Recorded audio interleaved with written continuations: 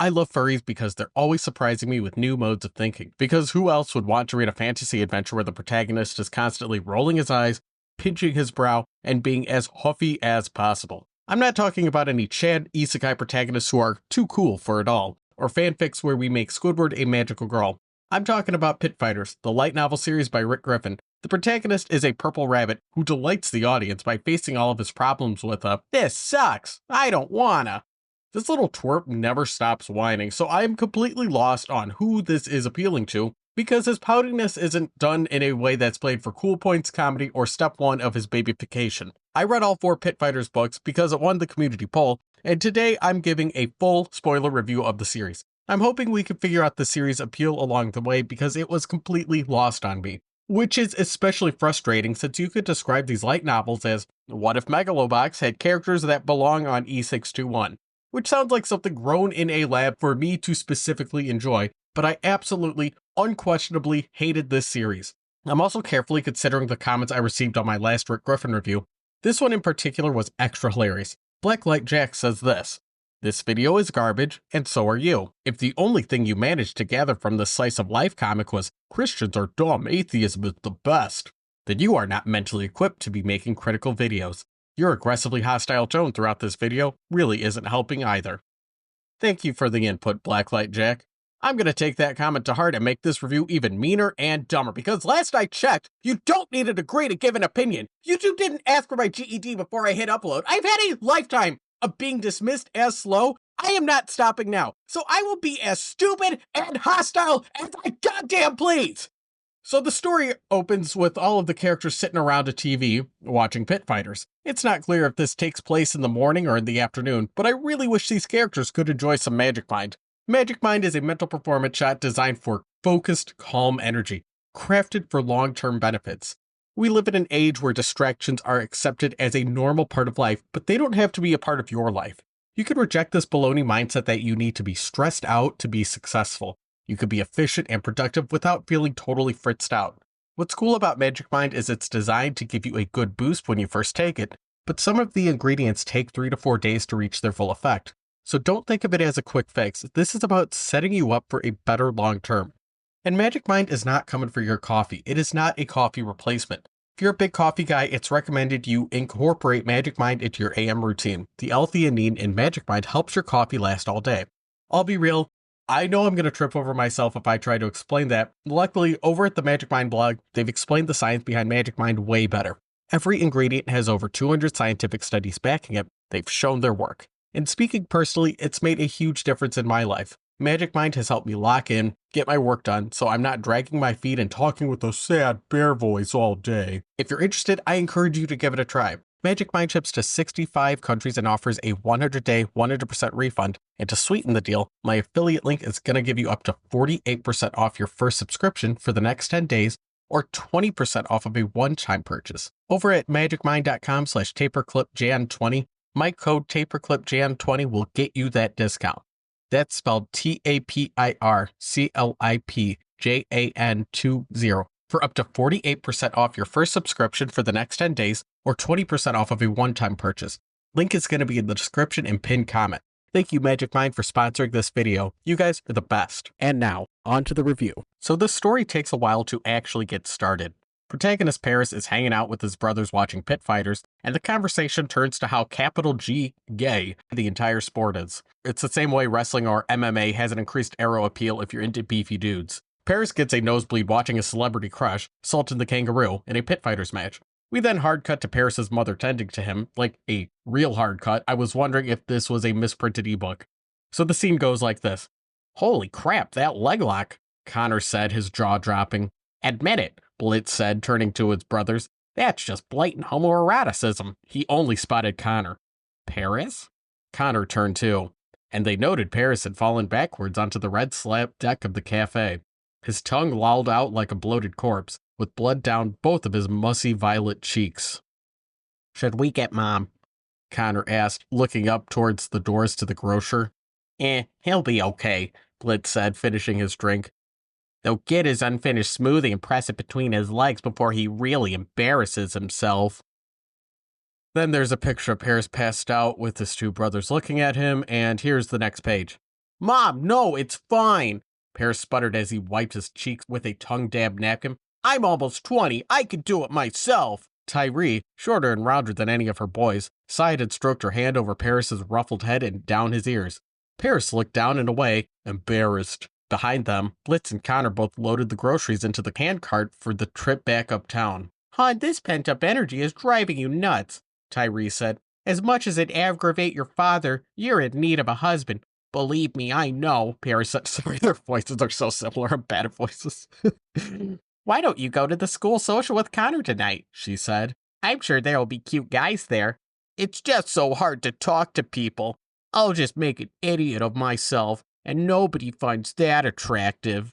You just need to work on your self-confidence. Tyree embraced Paris. Yeah, maybe, Paris groaned, eyes shifting towards the people out on the plaza, hoping it was nobody he knew. Tyree licked her thumb and rubbed it across Paris's cheek. Paris flailed his arms, pushing her away. Mom, I said... Blitz giggled. Mama's boy. Blitz, hun, there's nothing wrong with being special to your mother, Tyree scolded. Yes, there is, Paris exclaimed, flailing away from Tyree until he fell backwards again, right on his tail. Ow! Blitz burst out laughing. Stop it, Paris shouted. Mom, make him stop! End quote. Anyway, this scene transition did confuse me. I would start it with Paris woke up to the sight of his mother wiping his cheek with a tongue-dabbed napkin. There isn't a new chapter or section break. I assumed the page with the brothers ended early because of the accompanying illustration. Now that I've looked it over, I see what they were going for, but if you were listening to this as an audiobook without the illustration to break it up, it would not make sense. So I assumed there was a formatting issue, but it's actually just Rick Griffin boldly assuming that you knew about his special formatting. Anyway, the adorable sibling moment continues, which is followed by another confusing, jarring cut to a new scene. This one has a page break, which is marginally better, but I still would have gone for a more clear section break or new chapter. I know I'm spending a lot of time on this, but I don't understand how a book makes this mistake, especially more than once. As a reader, I'm having to take extra steps to mentally process your story and piece together something that should not be a problem to begin with. I didn't see any editors listed, and this was published on Smashwords, so it's completely believable that Rick Griffin banged this out and put it for sale without getting good enough beta readers who would process this as a potential problem. And I know this is author incompetence, and I have every right to make a stink about this, since starting in book 2, he started adding section breaks.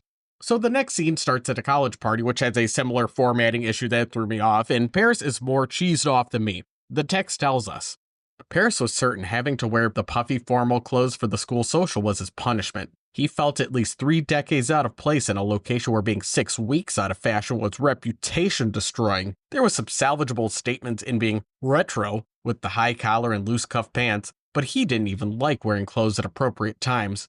The weather of St. Martin Cristo prevented the need for any clothing at any point of the year, and yet tradition and formality rules still lingered. End quote.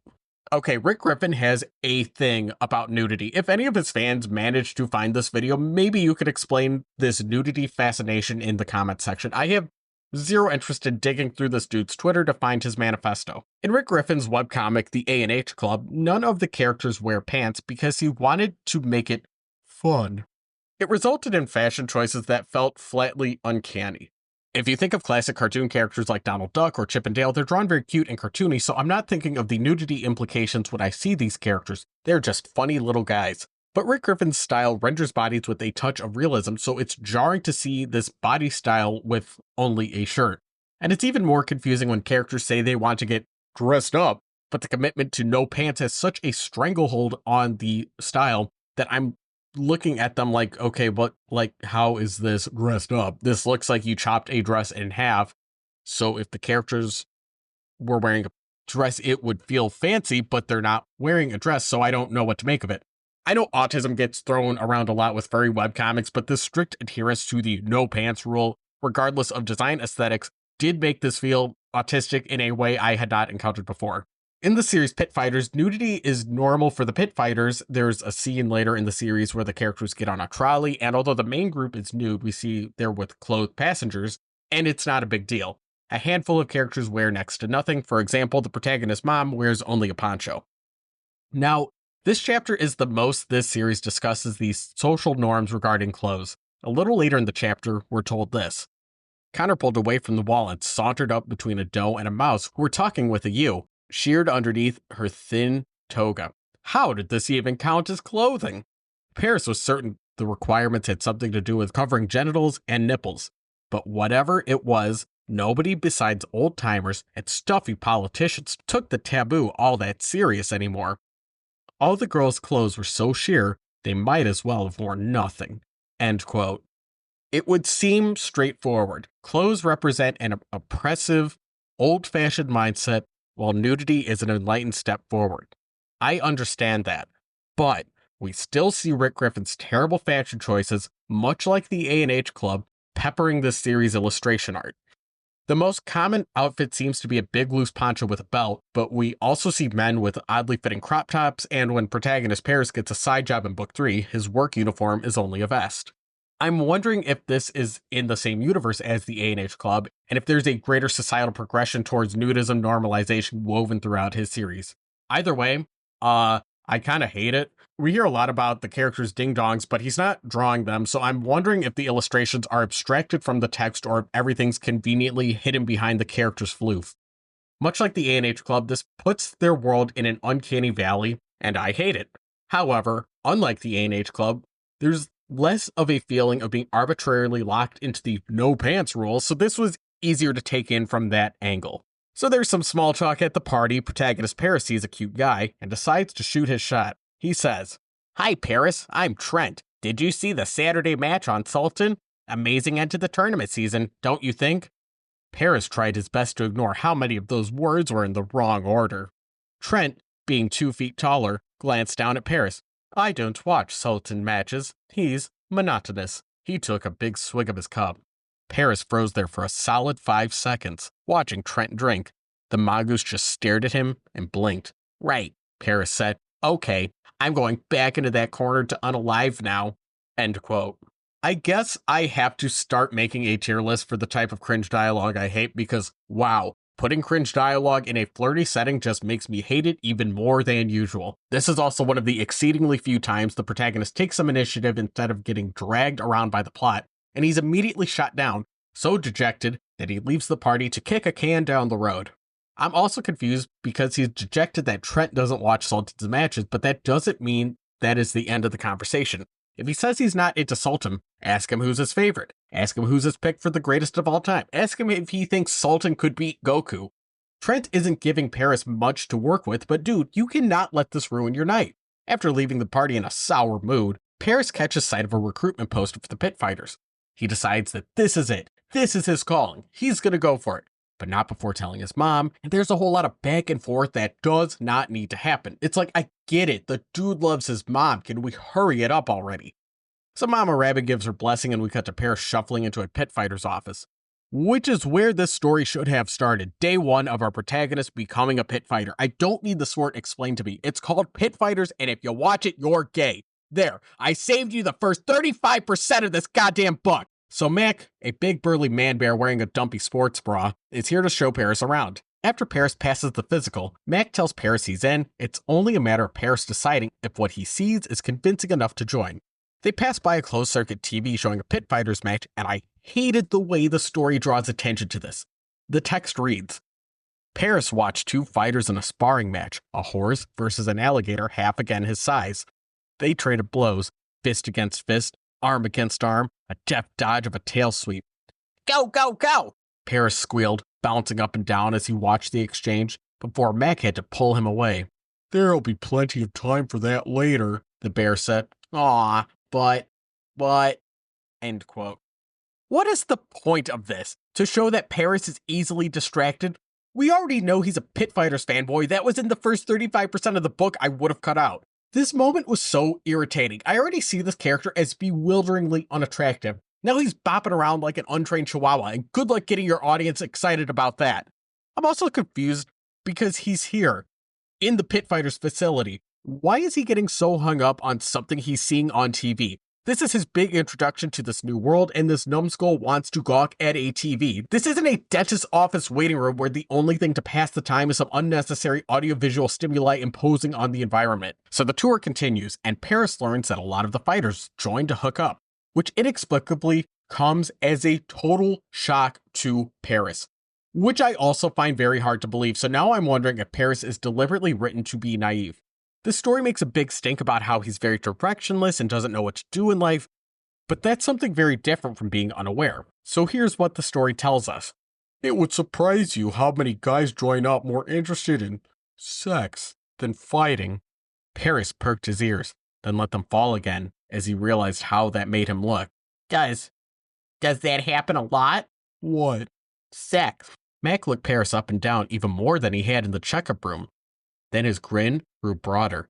Paris's heart seized up and jumped all over the place. He couldn't help it. He panicked, turned around, and ran out the door. Down the hall Mac had led him through. He was at the double doorways that led to the main lobby, where Mac overtook him and stood between Paris and escape.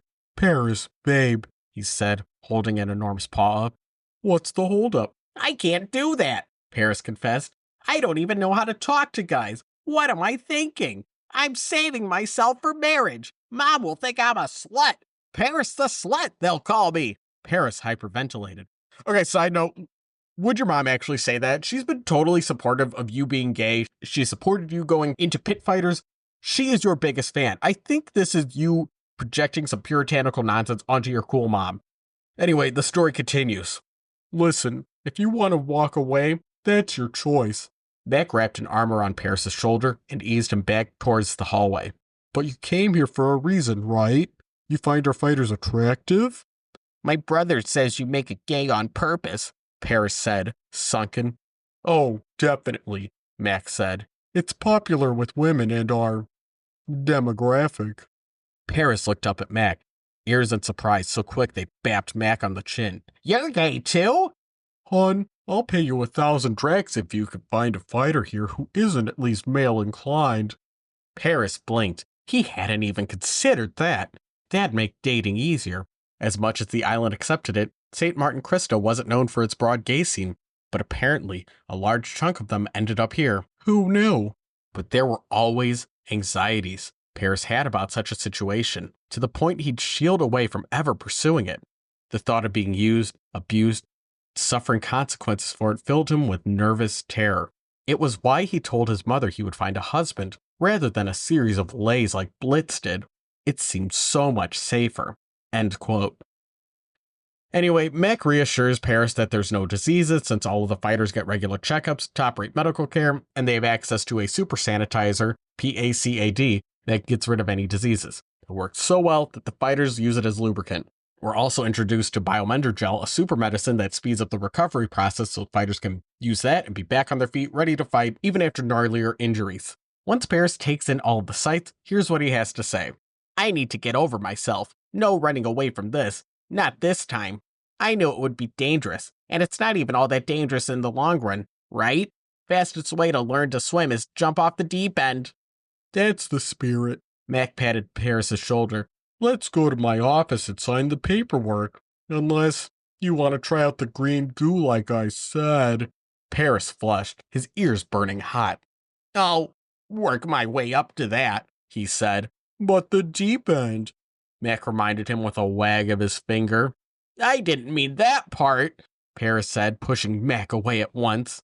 Mac laughed. End quote. We then get another jarring cut back to Paris and his mom. Gotta make sure the mom knows what's going on. There's a goodbye scene between the two, and we jump ahead to Paris's return to the pit fighter storm. He learns the lowest rank is a lot scuzzier than the facilities he saw on his tour, and he meets his roommate, Logan the Deer. I found their introduction legitimately hilarious, but it's the kind of spicy talk that would get this video demonetized, so if you want to hear me read that, I did a members only video where I read over that scene. Link is going to be in the description, and yes, I do stupid cartoon voices the entire time, despite it being supposedly sensual. You're welcome. Anyway, Paris learns that the contract he signed has a lot of sneaky fine print. He's now got a crazy amount of debt with the pit fighters, and there's a lot of baloney designed to make the fighters stay in debt and keep them with the pit fighters. This throws Paris into deep zetsubo, but he recovers when venting to Logan the Deer, and he learns that his celebrity crush, Sultan the Kangaroo, is open to hookups and has slept with a lot of the pit fighters. Paris realizes he has a legitimate chance at getting intimate with his crush, which is something to look forward to. Logan the Deer pushes Paris into sleeping with him, Paris refuses since he's mostly a virgin. The two go for a shower before the big training match starts. Things get very bromantic as the two share a shower, but it's only so they're not charged extra shower time.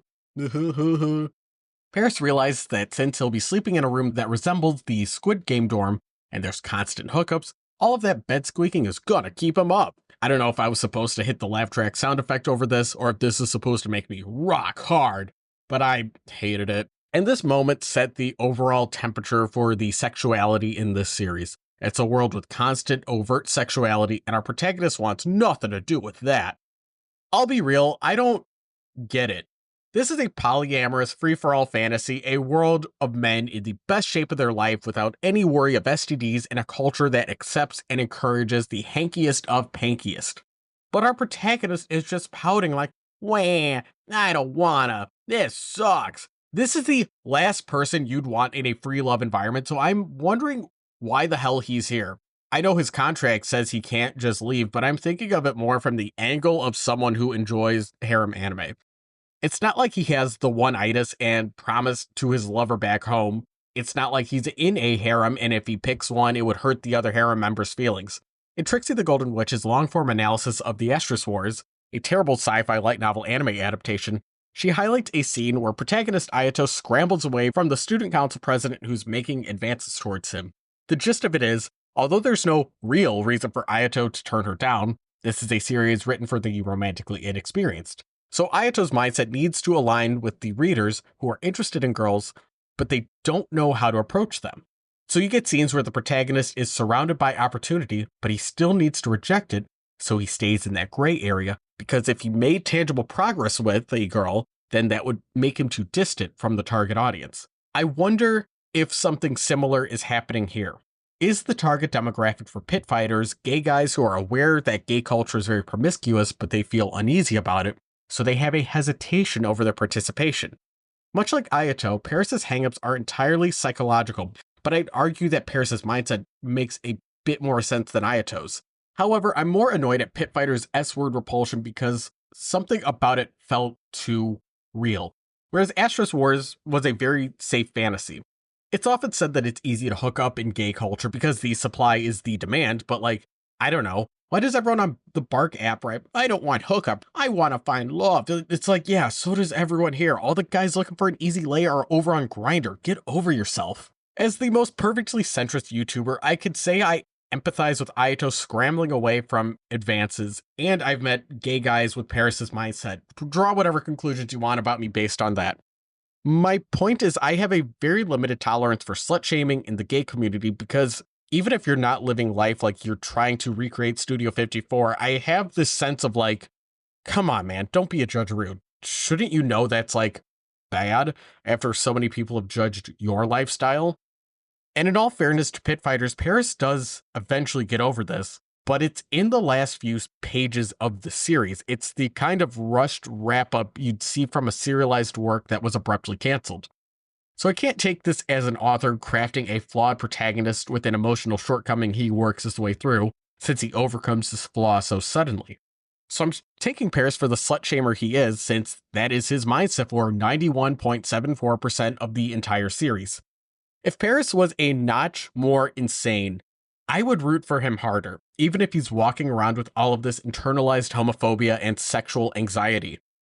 Because I don't need to morally agree with a protagonist for them to be a good protagonist. And I'll put that in big text on the screen so my point is crystal clear. I don't need to morally agree with the protagonist for them to be a good protagonist. The first thing I would change is make his celebrity crush his main motivation. He could still get embarrassed whenever someone brings up Sultan the Kangaroo, and his default response could be timidly touching his index fingers together and turning into an uwu moe blob. But imagine if Paris's internal motivation and mindset is, I am signing up for pit fighters because I want to bang Sultan.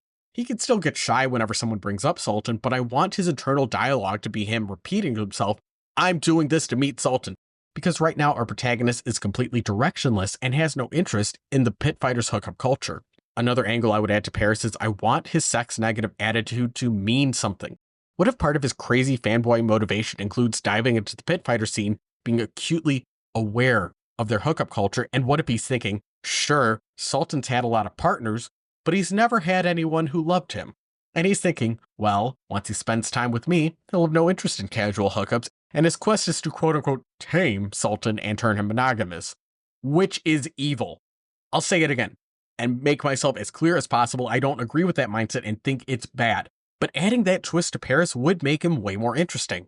But enough with the fanfiction. Book 2 begins with Paris' protagonist getting ready for his first training match. The referee, Dana, explains to Paris, and by extension the audience, the different intricacies of the pit fighters ranking system and training matches. It isn't anything more mind-blowing than the NEN system, so don't worry about learning this shonen power battle system. Logan the deer dotes on Paris, tying up his ears, slapping his ass. The other boys make snide comments about them being a little fruity, which is rich, considering how we've established this entire sport is gayer than a conga line at a Madonna concert. Paris is chosen to square off against a bully Skunk, Porte, and Paris laments, "Why me?" And I'm just like, yeah, why you, Paris? Why do you continuously get such terrible luck? I can count on one hand the number of times you've actively made your own choice throughout this series. The text gives us a crash course in helplessness. Now we have our 2 volunteers. Let's get started with the practice bout. Come on, Bunny, Thunderbutt. Paris jumps, startled, having convinced him that Dinah had forgotten him. Why me? Paris exclaimed. Dinah turned and stared right at him. Because you are talking over me. Come on, we're breaking in everyone.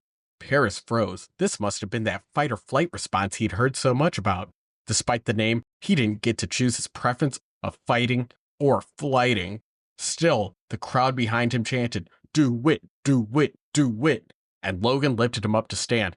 "Go get him," Logan exclaimed, slapping Paris on the ass. Paris yelped and leaped into the center of the ring, rubbing his tush and giving Logan the evil eye.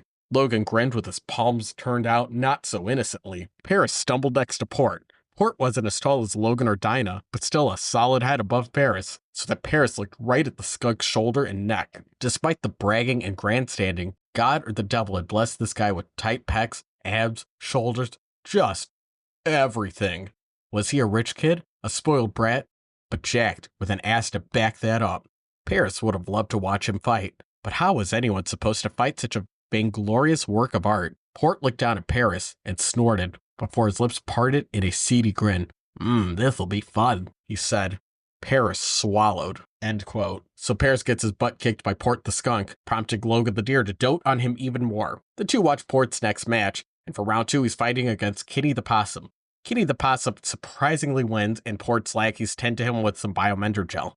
But Porte says this is no bueno, since you're supposed to use it sparingly, since, quote, we're not made out of money. It pissed me off. Like, bro, we're going into this world of crazy medical advancements, but it just exists so the characters have yet another reason to pitch a fit about their money problems. We already know everyone is in a crazy amount of debt with little hope of escaping from the time they signed their contract. Is there anything in the world of pit fighters that doesn't exist just to bum the characters out over their financial woes? I get that this is supposed to be a crazy messed up world, and wow, it's like so sick and twisted that this sport everyone loves is bad, actually. The characters predominantly flip back and forth between worrying about money and the sort of horny on main that's normal for gay spaces. My problem is the protagonist doesn't vibe with everyone else's horny energy, so the horniness never feels particularly fun. It's just got that sex stank without the fun of diving in and enjoying it. And the financial angle never goes too deep either. The characters are committed to indentured servitude, but the attitude is mostly a huff and a "this sucks." I don't see anything deeper going on besides immense dissatisfaction, which, yeah, that's appropriate for the scenario, but it felt like it was lacking the deeper pain someone would feel in such a dire situation.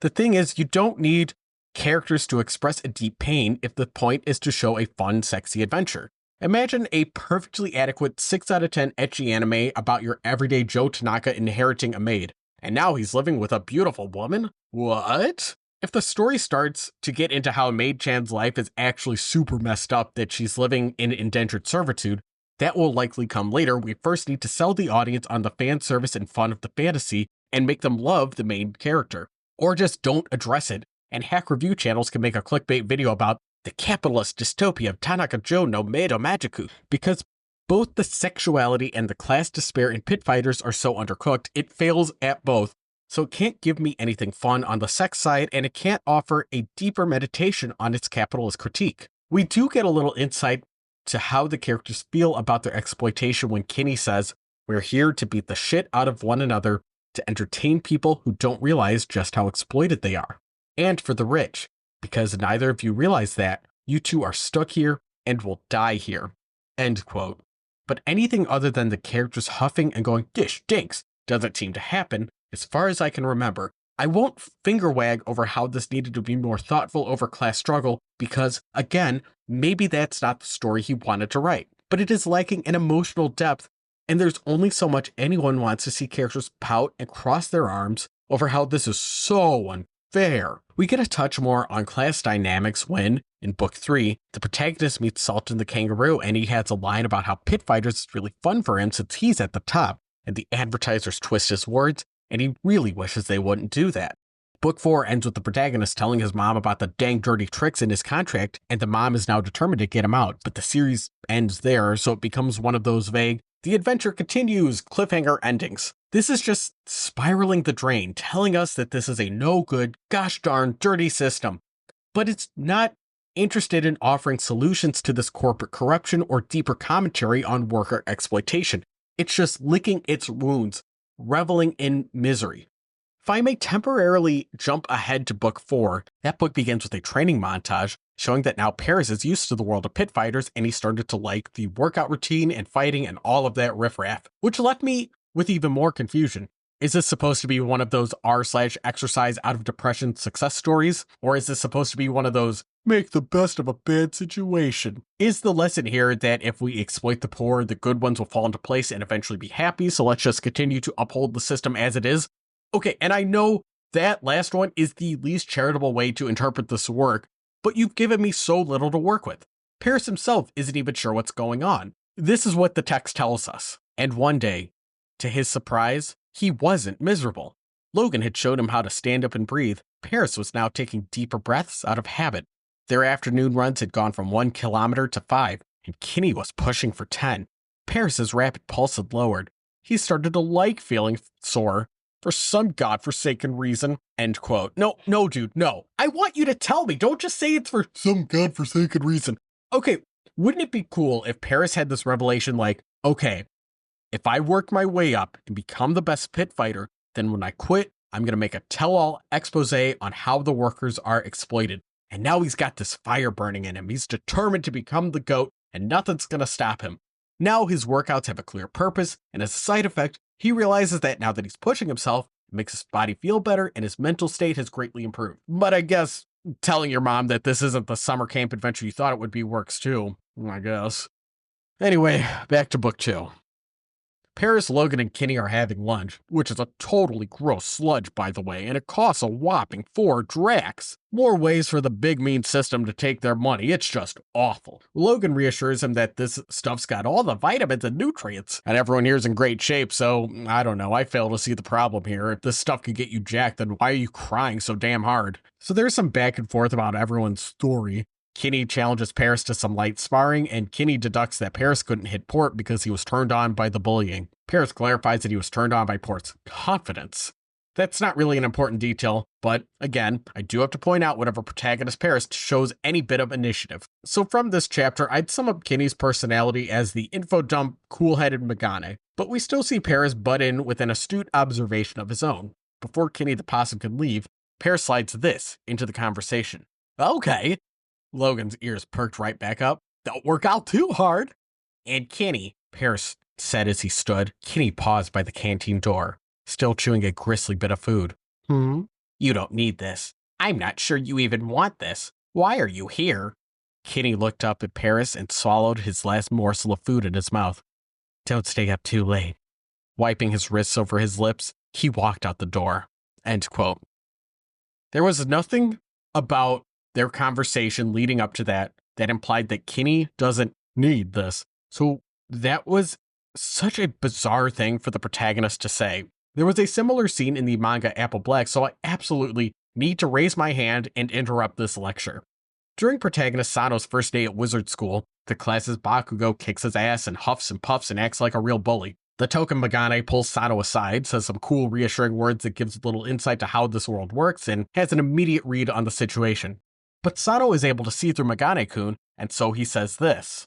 I know, that's why I didn't dodge. This might sound weird coming from someone who's been isolated their whole life, but your looks baffle me. I don't even think you need those glasses. At least I understand Ryuzaki's motives, but you're scarier than Ryuzaki. End quote. By the way, I hate that I was able to recite that by memory. Apple Black is truly a once-in-a-lifetime manga. There's no reason for the bubbly, naive new kid to say this, but it sounds cool, so let's make him say it. This Apple Black scene and the Pit Fighter scene felt remarkably similar. I'm sure when both of these get their anime adaptations, we'll be able to perfectly overlay their dialogue and some bizarro Dark Side of the Oz style crossover for shitty anime tropes. So Paris goes to work out, he sees the gym is too crowded, he goes back to the bunk room and sees the community computer has information about tomorrow's tournament. And wouldn't you know it? But he's going to be facing off against Porte the bully, and just his luck. But Porte shows up and now they're alone. Oh no! So the text indulges us with Porte flirting with Paris, he gets a little too handsy with Paris, and our protagonist has some mixed feelings. Paris wanted to melt and let it happen. He didn't care who Porte was or what he planned. He just wanted that sexy fluffball to use him however he liked. Damn the competition and damn the pit fighters. This was what he was here for. But, The thinking part of him recognized that this could only create problems. He pulled his lips away from Porte's mouth. Hey, Paris said, this isn't fair. If you want to be domineering over me, whatever, but you shouldn't influence the fights. Porte shook his head and tisked, you poor naive bunny. You don't understand what goes on down here, do you? And how would you? Paris said. You're a rookie, same as me. I've been researching how Pit Fighters operates for 2 years now. I didn't just sign up on a whim because I watched too much TV and thought the guys were cute. Paris's face burned. I didn't join to be the best or to fuck, but you get paid via being the best and fucking. Getting the crap kicked out of you, best way to get further in debt, and believe me, it gets hard up there. End quote. Porte's quote made me despise Paris' protagonist Directionless even more. Because so much of this has been Paris live reacting to this crazy world of pit fighters that's nothing like he saw on TV. But if it's not a particular secret, why can't he know this? What comes to mind are stories of the Olympic Village. Big sporting events have a lot of corruption, and I won't act like I know too much about the economic or human rights side of the equation, because I predominantly know the Olympics as a family-friendly sporting event, much like pit fighters' public image. It's also an open secret that there is a lot of banging going on at the Olympic Village, since it's a bunch of people at peak physical performance living in close quarters with a bunch of other people at peak physical performance. A few years ago, I saw that headline about the rickety beds. I'm sure you did too, but I know there's way more to this than the headline lets on. I can't help but feel like Pit Fighters is missing out on a huge opportunity to explore this unique setting and how sexuality manifests in such an environment. Most sports animes can't explore the homosocial bonds beyond a simple, they were rivals and teammates till the very end. Pit Fighters is an openly gay world with overt sexuality, but it's not doing anything particularly interesting with its setting. So the scene continues and Porte non-cannily goes farther with Paris, and I need to point out this paragraph. He didn't like Porte, but that was not a deal breaker. Besides, it was just an HJ, right? That would change nothing. End quote. 3 out of 4 of those sentences end in an exclamation mark. The writing in this book has felt mostly adequate and passable for light novel writing, but every once in a while we are hit with something like this, where the characters are yelling, because wow, something crazy's happening, we gotta yell, show how nutso this is, whoa! So Paris goes down to the gym to vent his frustration over getting non-conned, and Logan the Deer finds him. He suggests that Paris should goon to get over his attraction to Porte, so he won't have any problems fighting him tomorrow. I'll be real, this is positing a lot about sex and sexuality that I don't totally understand, and I don't mean just raising an eyebrow over the author's preference, I mean like sociologically, ? Maybe that's the right word for it. Being attracted to your assaulter is a can of worms that I don't totally understand. It's one of those delicate subjects that can happen in real life, and writing about it can be very empowering, but it can still piss people off since the attitude of, ooh, you secretly liked it, can have a lot of troubling implications. If anyone has insight on how fiction approaches the subject, I would deeply appreciate if you leave a comment nudging me in whichever direction you think will leave me a better informed taper. Or just send me your list of top 10 hottest Bakugo and Deku fanfics, that works too. Anyway, it's Paris' protagonist's first big tournament, and he's still got the jitters over facing off against Porte the Bully, but Logan the Deer has some key insights that'll help Paris' protagonist win. Logan tells Paris to just imagine that Porte the Bully is one of his brothers. And once Paris makes that mental shift, suddenly he's able to go certifiably ham on Porte. It was such a stupid resolution to the problem, especially since Porte continues to be a jerk throughout the series, and Paris doesn't do this again. Paris' next match is against Santiago the Capybara, and before the fight starts, we're hit with a "to be continued." Book 3 starts with Paris in the hospital after his fight. He lost. He freaks out over thinking of his hospital bill being added to his already enormous debt with the pit fighters. Kinny the Possum explains all of the ways the pit fighter system is designed to screw over the fighters and keep them in debt. So Paris decides he's going to chip away at his debt and get a second job, thus beginning his arc as an Amazon delivery man. We get both huffs and puffs over the annoying customers and the totally sucky workload. Eventually, Paris ends up at the house of a seductive fox whose husband is away for the weekend. She tries to tempt him, he's completely disinterested, the scene drags, it gets an illustration. I had such confusion over who this scene was for or who this appeals to. We already know that the protagonist is gay, we don't need to see him turning down a willing female partner to establish this. She acts like an adult film stereotype, but the fact that it doesn't lead anywhere isn't challenging the audience or particularly compelling. We're shown a stereotype that goes nowhere and scene. I know this could be workshopped into a joke. The horned up, lonely housewife encountering the only delivery boy that has no interest in her is a decent enough setup for a comedy skit. But before we can think of a way to work this into our Type 5, we learn the next delivery is to Porte the Skunk's house, ruh-roh. There's more back and forth, more non-conning from Porte. Paris reflects on his seriously messed up mixed feelings for his bully turned assaulter, and it is wild that he can't just imagine his brother and get over it.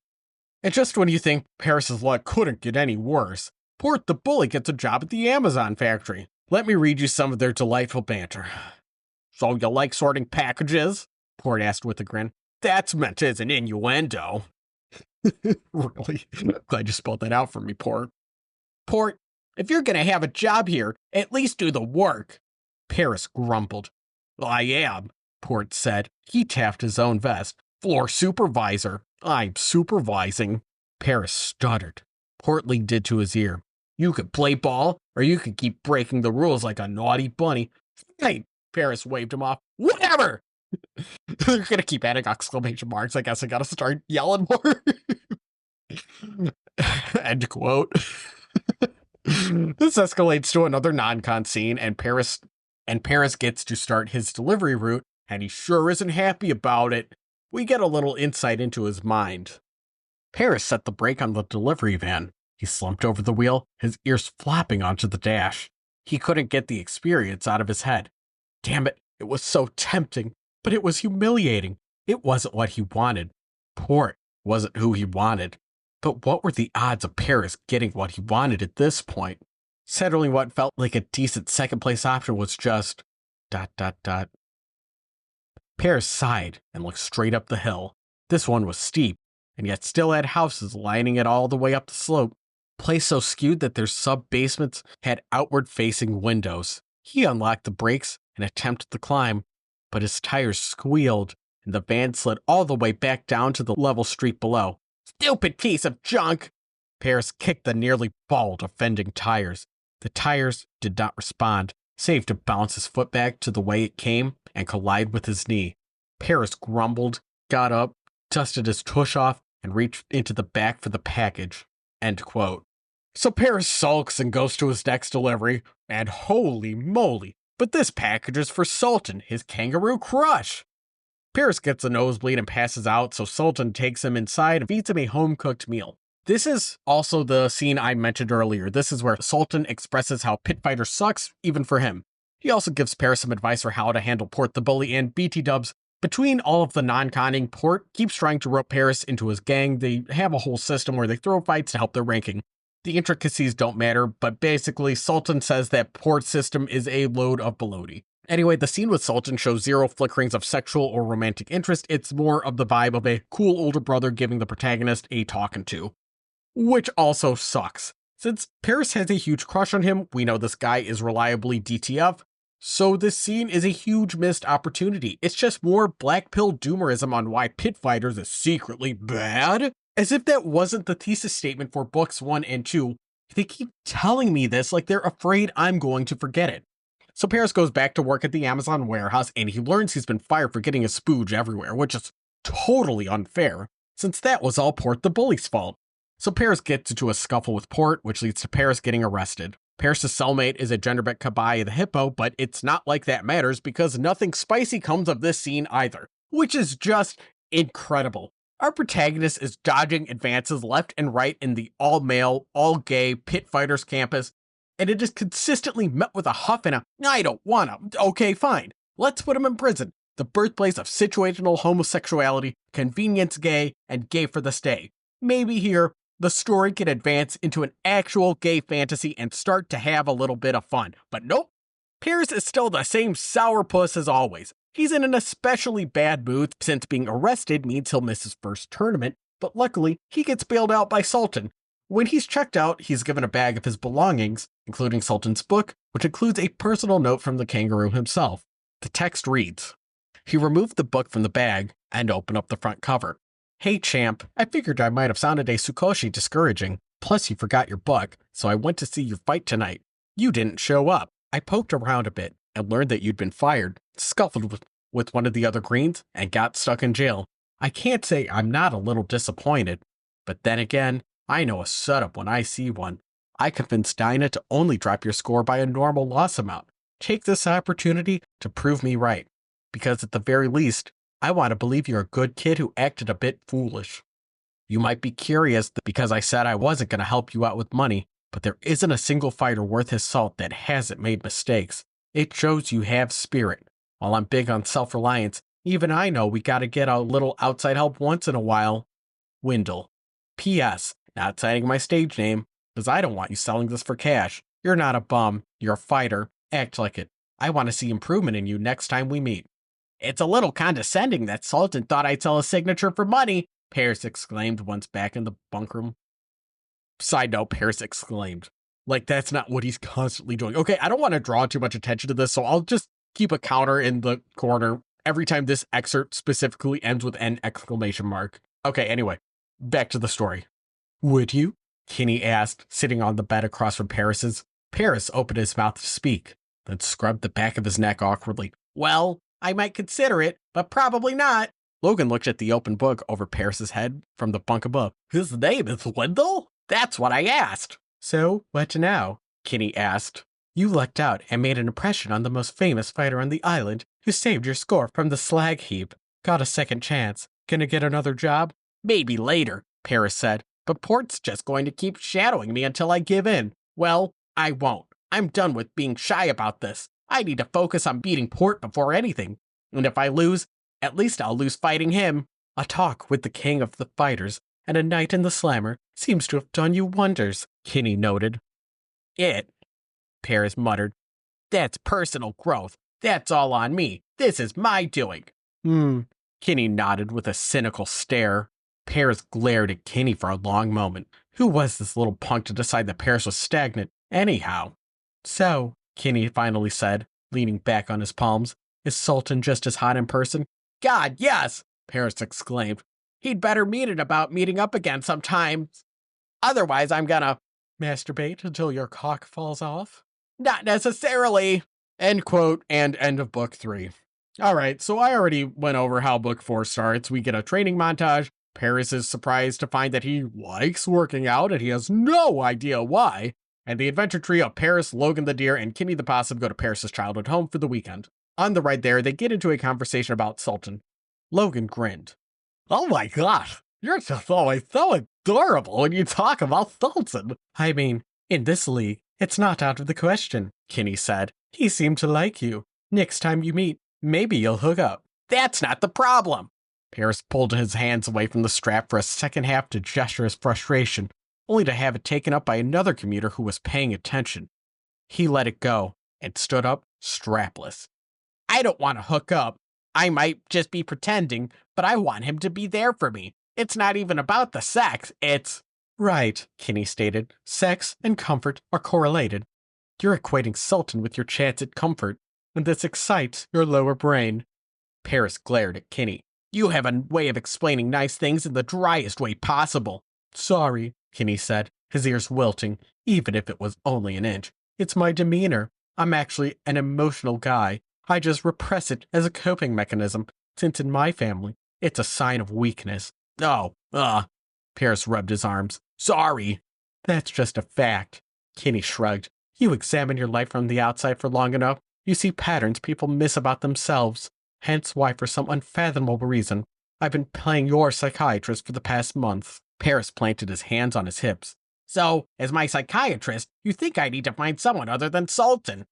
I'm not saying you should give up on Sultan, but maybe you can find some satisfaction besides your obvious infatuation with a figure that's miles above you. Paris had considered it. He had considered it a lot. He couldn't live around a barracks filled with hot, sweaty, fit-bodied guys having ball-slapping sex with each other all the time and not think about it. And he'd questioned, many times, why he was so hesitant. The answer he'd come up with was stupid. He knew it was stupid. But society had brought him up to kinda, sorta, maybe think about his potential love life in a certain way. And the thought of breaking away from that caused him more anxiety than he cared to admit. It just feels wrong, Paris said, like I'd be cheating on him. Logan tilted his head, and his ears flopped. Is that why you haven't had sex with anyone since you arrived? Save that one time with Porte, of course, but Paris wanted to bury that memory so deep it'd end up on Satan's coffee table. Well, kinda. Paris rubbed the back of his neck. I guess I've been saving myself for Sultan. Kinny and Logan both exchanged glances, and then both broke out into a fit of giggles. Oh, what do you know? Paris slapped at both of their exposed bodies. Do you know how many guys someone like Sultan has sex with in a week? Logan asked. That doesn't matter to me, Paris exclaimed. I could be, maybe one of them. How do you think that'll satisfy you? Kinny said, taking up 1/30th of Sultan's attention, like you'll be his favorite harem boy. Paris sank. Maybe. He shrugged as the wheels of the streetcar squealed, and everyone leaned in with the braking as it slowed down for its stop at Lowtown. I know, I'm kind of stupid like that. End quote. Okay, this section was interesting. Other than the part in the beginning where Kinny says directly why he acts the way he does, that was solidly dorky. But it's cool we could finally see more of Paris opening up and explaining why he is the worst lead for a raunchy gay story. This is also an interesting motivation. I know my suggested rewrite made him borderline yandere, but if the audience was sooner clued into why he's abstaining from all of the corny with an H activities, there would be way more of a reason to root for the protagonist and he'd have a clear motivation guiding him. He's saying no because he wants to sleep with Sultan. That's interesting. You can do something with that. One of my big complaints has been this is a story where Protag-kun gets swatted around with no agency, but what if after each gosh darn terrible thing that happens to him, he stands up, brushes himself off, and thinks, well, that sucked, but I still need to beat Sultan and get him to love me. I know there's something there. It's just taken the story way too long to realize what that is. So the gang goes to Paris's childhood home, they eat dinner, hang out, Paris and Kinny practice fight in the backyard, everyone sleeps over, and Kinny the possum sleeps with one of Paris's brothers. The brother's girlfriend walks in on them, breaks up with him on the spot, and she leaves. Now, this next part was easily the best part of the entire series, so let me share this with you.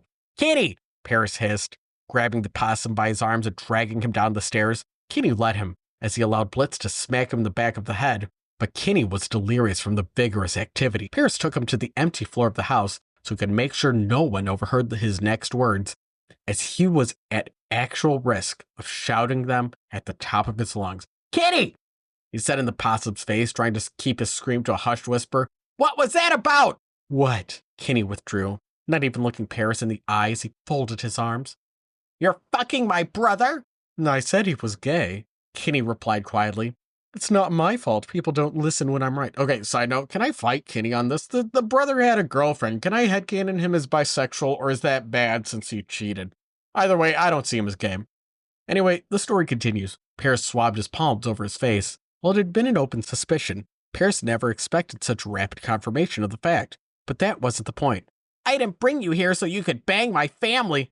What should I do, Paris? Kitty asked, his eyes snapping up to meet his. Do even you know people around you have lives of their own? You know why I started to talk to you, right? You were the only one miserable enough to listen to me, even reluctantly. You keep harping about how everyone else at the FEC is having sex all the time. Do you even keep track? Do you know how many sex partners I've had there? Paris blinked. No, I haven't. I just assumed. Just two, not counting sexual favors I paid. No one else likes me. But I have needs, Paris. Blitz has needs, and he's too dumb to realize the consequences while horny. You, meanwhile, are still pretending you're better than that. I thought you'd loosen up after you met Sultan, but you're pretending even more, like you're making some noble sacrifice to leave your friends down and dry. So what, you're fucking my brother because I haven't said you could fuck me? Kinny grabbed Paris by the shoulders and shoved him into the wall. It was a gentle gesture, given how strong Paris knew the opossum was. I'm trying to tell you I like you, imbecile, Kinny said. The moonlight from the window caught Kinny's eyes as they wetted with tears. I've been trying to tell you it's not about having sex with whoever's ass is available. I'm not saying I want you to give up on your morals. You're still trying to figure out what they are. And you know, sometimes I'm standing over here feeling unsure how to say to you that I want to hug you and kiss you. And it feels so weird coming out of my mouth rather than, just doing it. He released Paris and slumped backwards. We're probably not even compatible long term. We're very different people, but, god damn it, I know you well enough. You need someone, even if it's temporary. Or would you rather keep all of your sexual encounters to every time Porte seduces you? Paris winced. He understood that part well enough. He just wasn't used to thinking with his horny brain anytime he wasn't horny. But that was Paris's future if he didn't change. I don't, Paris slouched. I don't like the idea of temporary. I want security again. Kinny reached out and took Paris's hands in his. His naked fingers were warm and smooth, and Kinny's expression, though still placid, was no longer unreadable. Had Kinny been missing security too? Was that why Kinny joined the pit fighters in the first place? Paris, outside of family, we're the best security we got for each other. Don't throw away a couple of months just because it's not years. Paris blushed. It wasn't a proposal or anything, but maybe it didn't need to be. Paris couldn't come home every day, but he could see Kinny every day, and Kinny very much fit in this place. He seemed, even in the pale moonlight, like a bit of color that Paris thought he'd misplaced. Can you say it again? Paris asked, without the insult this time. I like you, Paris, Kinny said. Paris pulled Kinny close and embraced him. Kinny fell into Paris's body so deeply, so needfully, that Paris thought Kinny might burst into tears. End quote. I want to zoom in on two of Kinny's lines. We're probably not even compatible long term. We're very different people, but I know you well enough. You need someone, even if it's temporary. And the second line. Don't throw away a couple of months just because it's not years. Okay, this was interesting. What Kinny's saying is something that a lot of super romantics need to hear, and this being what flips the switch for Paris makes so much sense. I love this, and the line, don't throw away a couple of months just because it's not years, applies to a lot of relationships. I know the advice is thrown around a lot, no relationship's better than a bad relationship, and this typically applies to someone debating if they should break up with their partner, so it's interesting seeing a sort of inverse to this, hearing that it's okay to get into a short-term relationship, knowing that it won't be forever and you aren't soulmates. This is a sentiment I fully support, and I'm happy with the way the story expresses this idea. I can also imagine if a reader does relate to Paris, this is the kind of message they might need to hear. My only problem is that this happens so late in the series, we can't really see what comes of this revelation. And there's a lot of cool ways this could go. Would Paris then try to mold Kinny into being monogamous so they're a better match? And he tries to turn it into something long-term. How would Paris' protagonist feel if he got the chance to sleep with Sultan now that he's had the shift in perspective? What if Paris got exactly what he wanted? What if Sultan wants to be strictly monogamous with Paris, but now his mind is open to polyamory and short-term flings?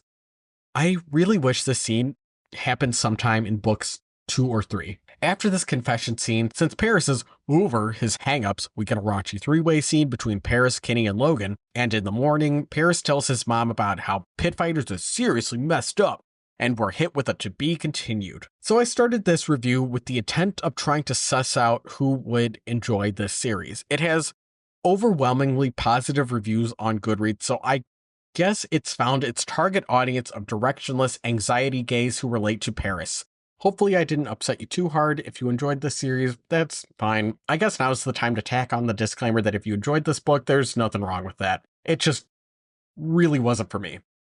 And if you yourself relate to Paris, I'd love to hear what you like about him or what you would change in a potential rewrite. I just ask that if you are inspired to make a Pit Fighters rewrite, please take some Magic Mind before you get started. Just because your protagonist is unfocused and directionless doesn't mean you need to suffer with that too. Over at magicmind.com/taperclipjan20, my code taperclipjan20 will get you up to 48% off your first subscription for the next 10 days, or 20% off of a one-time purchase. The link is going to be in the description and pinned comment. Thank you, Magic Mind, for sponsoring this video. You guys are the best.